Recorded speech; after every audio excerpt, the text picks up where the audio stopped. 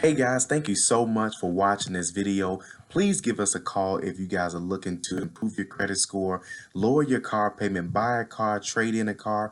If you're looking to purchase your first home, if you're looking to purchase a rental property, we can help you. Give us a call today, 877-205-7771. Talk to you guys soon, and thanks again. Hello everyone, this is Calvin Russell, CEO and founder of 850 Club Credit Consultation. Hope everyone's doing well today. Today we're going to talk about the 3 credit cards you should close. I'm talking right at 6 months, okay? Let's go straight into it. Number 1, Credit One Bank, okay? Now, first off, this is no disrespect to any company, any credit card company or anything like that. This is just my personal opinion, okay? Based on what I've seen with I'm talking, if you count this the credit reports I've seen since my Nissan days, we're talking 1,500 credit reports, right?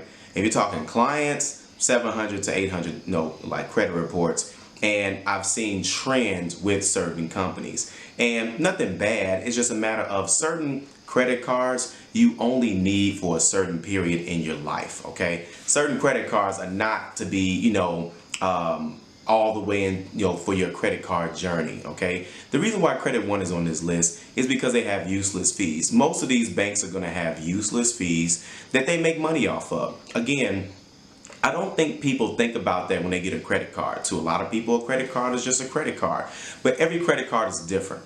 A lot of the entry level, I won't say entry level, a lot of the credit rebuilding credit cards, and there's a lot, I won't say a lot, there's a few companies that are not on tonight's list, but at the same time, they still follow a lot of the practices, but they're not as big as the 3 I'm going to cover tonight. So of course, how did Credit One even get on the list? Credit One has a lot of useless fees that most banks don't have, even when you're rebuilding credit. Like for example, if you pay your bill on the day that the bill is actually due, there's a fee for that.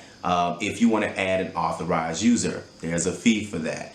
If you want a credit limit increase, not all the time, but a lot of times they'll send people like their clients, every 3 months, 6 months. I do love the fact that they'll give you an increase, but of course it sucks that they charge you for it. Now you're probably saying, well, I got a Credit One card, they didn't charge me for it. It's not everybody, but there are a lot of people that can hit the comments. They can easily say, hey, they charged me a fee. And again, no shade, we get it. You came into my life when my credit was not the best, okay? We get that part, right? The problem is that a lot of people, they just don't know what their options are. And at that point in time, when you're coming out of the 500s, coming out of the 400s, haven't made it to the 600s yet, guess who's gonna come knocking on your door? Credit One, as well as these other 2 banks I'm going to be talking about, okay? So those are like the top 3 fees that they charge for. They do give you a credit score. I'm not sure if it's a FICO score or not. Don't quote me on that one. I got plenty of clients that got them. But after like 6 months, man, you really don't need this card. Before I go to the next 2 cards, you're probably like, well, Calvin, doesn't closing out accounts hurt your credit report? Yes and no. When you close out an account, your score is not directly affected right then and there. Your score is directly affected once that good history falls off your credit report, which takes 7 years from the close date or the date of last activity, depending if you close it around the same time that your balance is 0. If your balance is 0 and then you close it, then it's 7 years after that point. But if you close it and then you have still a balance that's left over, that's not bad because it's not a charge off, but you're making your payments towards it, then 7 years after that, that history is going to fall off. I teach my clients, we replace credit cards. We just don't close them out. So we say, okay, great, you know what? We close out the credit card. We're going to open up, another one with one of the offers they got in the mail or something like that, or whatever the case may be. Everyone's situation is different, but after about 6 to 12 months, and this is where the 6 months come in at. Your score, your credit score should have gone up to where you should be getting different types of offers. If you start off with getting like a Credit One offer, and then by 6 to 12 months, you should be getting more premium offers. If not, you need to call us today for like a free credit report evaluation because there's something that you're doing wrong, okay? So that's number 1. Number 2 is going to be First Premier. Need I say more, right? I think something got my eye. Okay, so with First Premier, same thing, a lot of useless fees, And this card, like I think Credit One sometimes does this as well too, where it's what they call it's a credit card that comes with a bill. One of my clients brought it up. It's the annual fee, but she says I don't like to get credit cards that come with a bill. Well, to be honest with you, there are not. Of course, every card doesn't have an annual fee. But this particular card does have an annual fee. Again, this is how these smaller companies make their money. You have to think about it. Let's put you in a position like these other companies are, right? Most of their profit is going to come from annual fees, interest rates. Of course, interest rate fees. Then of course, over the limit fees. Just a lot of this is like fees and stuff. They can't be like like a lot of these cards that have no annual fee, because they make their money on other products that they can sell those clients.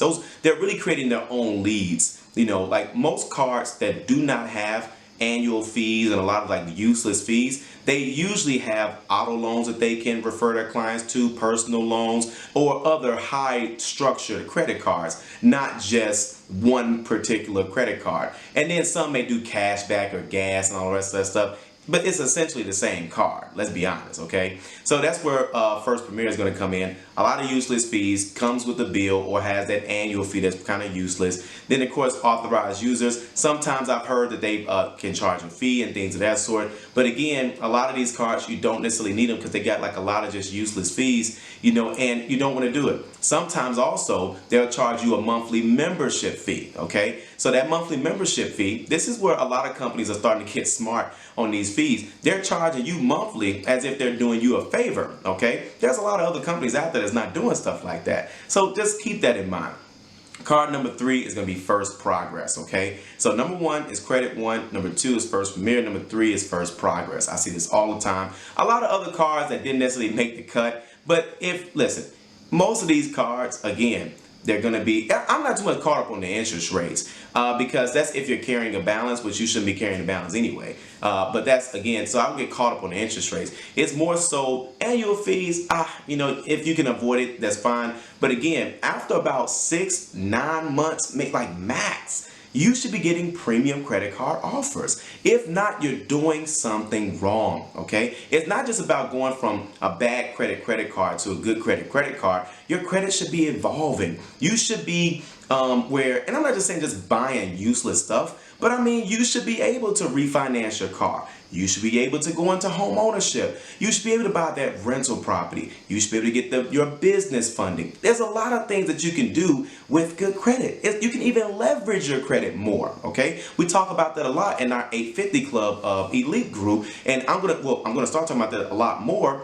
how we can leverage a lot of these types of things. So, but again, there's a lot of credit cards that didn't make the cut, but if you are paying useless fees for no reason, just random fees that you shouldn't have to pay, and that's another thing. Most people don't know they don't have to pay these fees because they've never had a better credit card. You shouldn't have a monthly membership fee. Annual fees are give and take because there's some higher end cards that charge an annual fee. There are cards that I have that charge an annual fee. So I get the structure of those. But when you're rebuilding credit, the one thing you shouldn't be doing is paying somebody an annual fee. If your bill is due the same day and there's a fee for that, there's a fee for making a payment today. There's a fee for a credit limit increase. There's a fee for an authorized user. Some high-end cards like American Express, they charge $100 for an authorized user on some of their cards. So again, that makes sense when you get to a prestigious level like that. And I'm not saying, and prestigious, I'm talking like 680, something like that. 660. You'll know when you get to that point. But you shouldn't be having to keep paying all this stuff and letting them just take all your money. Okay. So again, not knocking the company. That's how they make money. It's in their contract. But at the same time, a lot of people just don't know what their options are. Some people, again, we don't know what we don't know. And that's why 850 Club is here to help you guys, okay? So if you like this video, like it. You want to share it. And as always, be sure to subscribe as we got nothing but great content on the way. Thank you so much. Have a great day.